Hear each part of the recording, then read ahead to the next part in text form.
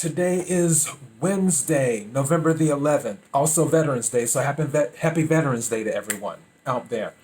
I am your host, Casey Phoenix, and this is my morning political thought. And of course, this morning in Los Angeles and this morning in America. All right. I'll do one side news story. I'll go ahead and do this because this is just, it was yesterday. It's from the Epoch Times. And of course, we know about the 10,000 dead people that returned mail in ballots, which also came from the Epoch Times. But there was another one that stuck out to me from the Epoch Times with Pennsylvania. And I'm going to pull the story right quick. Hopefully, I don't have to log in. Good. All right. So, tens of thousands of Pennsylvania ballots were returned earlier than the sent date. So, tens of thousands of Pennsylvania mail-in ballots were returned earlier than the sent date. So basically, some people went back to the future. They got the ballots and sent them in, is what happened. I'm going to read this article. More than 20,000 absentee ballots in Pennsylvania have impossible return dates, and another more than 80,000 have return dates that raise questions, according to a researcher's analysis of the state's voter database. Over 51,000 ballots were marked as returned just a day after they were sent out, an extraordinary speed given the United States Postal Service delivery times. While nearly 35,000 were returned on the same day, they were mailed out. Another more than 23,000 have a return date earlier than the sent date. More than 9,000 have no sent date. The state's voter records are being scrutinized as President Donald Trump is challenging the results of the presidential election in Pennsylvania and other states where his opponent, former Vice President Joe Biden, holds a tight lead. The Trump campaign is alleging that invalid ballots have been counted for Democrats and valid ballots for Republicans were thrown away. The analysis of the publicly available data was conducted by a data researcher who submitted it first to the Chinese language edition of the Epoch Times. The researcher which also, okay, for full disclosure on the Epoch Times, one reason that the Epoch Times became very popular is because they're one of the dissenting papers in China as well, or Hong Kong. So they go hard against the Chinese Communist Party. They go really hard against the Chinese Communist Party. So there are a lot of people with the Epoch Times that are Chinese affiliated, but they're anti-China. Or let me rephrase, not anti-China, but anti-Chinese Communist Party against the upper echelons of the Chinese government. So I just want to make that clear for some of those who may not be familiar with the Epoch Times. But they're also a very reputable source. So I'm throwing that out there and explaining that right now. All right, let me get back to this. So where was I? The data set made public by Pennsylvania Secretary of State was last updated November the 10th and describes the current state of mail ballot request of the 2020 general election. The data includes mailed out and return dates. In Pennsylvania, voters must request a ballot, which is sent to them via USPS. The voter then fills out the document and sends it back via mail or returns it in person. The process usually takes several days or even weeks, depending on the speed of delivery and response by voter. This year, Pennsylvania also allowed voters to request, receive, mark, and cast your mail-in or absentee ballot all in one visit in your county election office or other designated location. That may explain the ballots with no sent date. They may have been received and cast in person, while it could also explain the ballots with the same sent date and return date that appears to clash with the description of the database, which says the sent date is and the date of the county confirmed for the application to cue a ballot label to mail the ballot materials to the voter. If the ballot was received by the voter in person, there would have been no need for there would have been no need for a mailing label. True. All right. Since October 1st, the average time of delivery for first class mail, including ballots, was 2 to 5 days, United States Postal Service said in an October 29th release. Impossible and impossible return dates indicate there's something wrong with either the database or the ballots. The Office of the Pennsylvania Secretary of State didn't immediately respond to requests by the Epoch Times for comment. In addition to the ballots described above, there were more than 43,000 ballots returned 2 days after being sent out, which is still remarkably fast, although still possible if the voter quickly delivered the ballot to an election office or ballot drop box in person. The flag ballots comprise almost 4% of all those issued by the state. According to the data analyzed by the researcher, at least 31 people who appeared to be older than the oldest known person in the state returned ballots. They were all born between 1900 and 1907. God bless them. Based on the state's data, the oldest known person in the state is 113 years old, Ardith Gross. About 20 of the voters shared the birth date of January 1st, 1900. The date corresponds to allegations in Michigan, where a poll watcher said he saw operators adding people to the poll book while they were counting their mail-in ballots, raising concerns that these voters weren't properly registered and thus were eligible to vote. The operators input the names with fabricated birth dates such as January 1st, 1900, according to a sworn affidavit by the poll watcher. Another analysis of the Pennsylvania data showed that the extremely old voters were mostly registered Democrats. All right, and then it says update. The article was updated with a source of the Michigan mail-in ballot data, additional information about the data and mail-in voting in the state, and ballot delivery time information from the Postal Service. The article and the headline were edited to reflect the updated information. Okay, either way, the information is accurate. So this is what we have here, and this is the only side news story I'm doing. My morning political thought is about Real Clear Politics. Real Clear Politics has said that the media should not have called the election. Real Clear Politics is not Breitbart or One America News or Blaze TV or Newsmax or I'm trying to think of some other show that's considered right wing. But you know what I mean. They're not considered right wing. Some people say, oh, well, they're considered more to the center. I don't think Real Clear Politics is to the center. I think they're center left, but I don't think they're center, as in they don't lean one way or another. I think they're center left, if anything. But I really believe that they're probably more to the left than anything. Real Clear Politics, RCP, that is the one that takes all of the polls and gives you an average with all the polls together of where the candidates are at. They said that the media should not have called the election. They're not some right-wing site or news organization. This, and I've heard it said many times now, this has turned into a propaganda war. You have all of the mainstream media outlets constantly saying President-elect Joe Biden, President-elect Joe Biden. I forgot who said it, but it's something that's always said.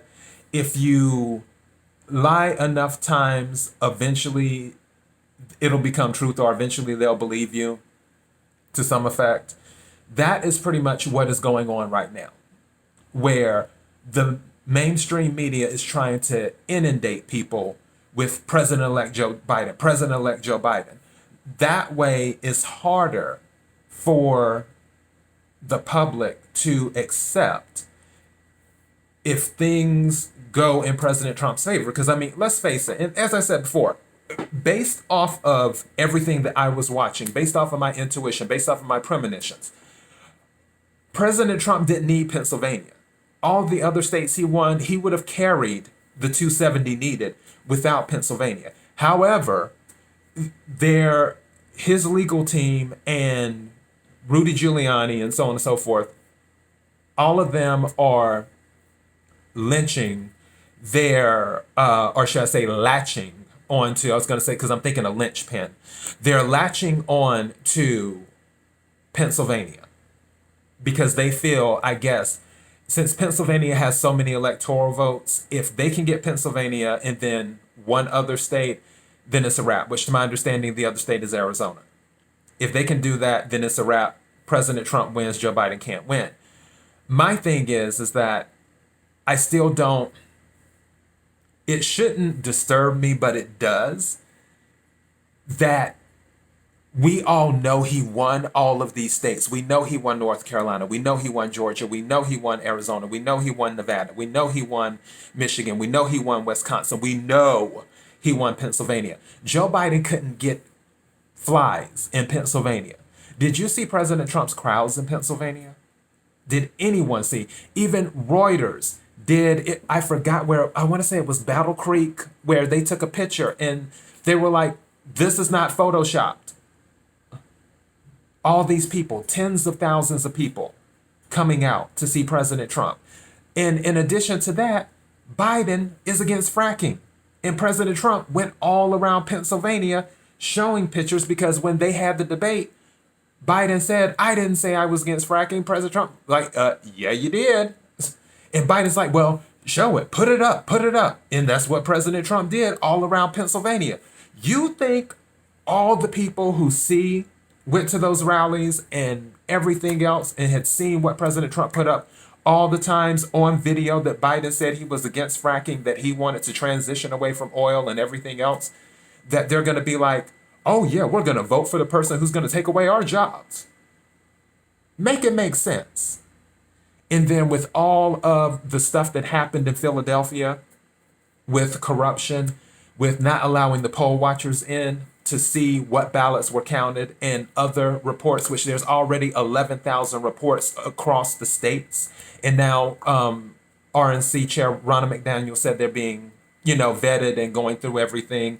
And then there's hundreds of affidavits. Kelly McEnany mentioned that, starting the process. So I'm just like, in Real Clear Politics, kudos to them, which people were saying that they rescinded their call on Pennsylvania. Real Clear Politics never called Pennsylvania, for sure, on that. So just know that.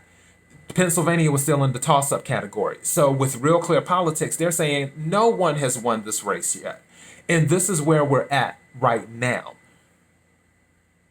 I really think this will get interesting.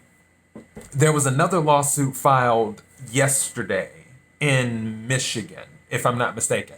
Because obviously one's already been filed in Pennsylvania.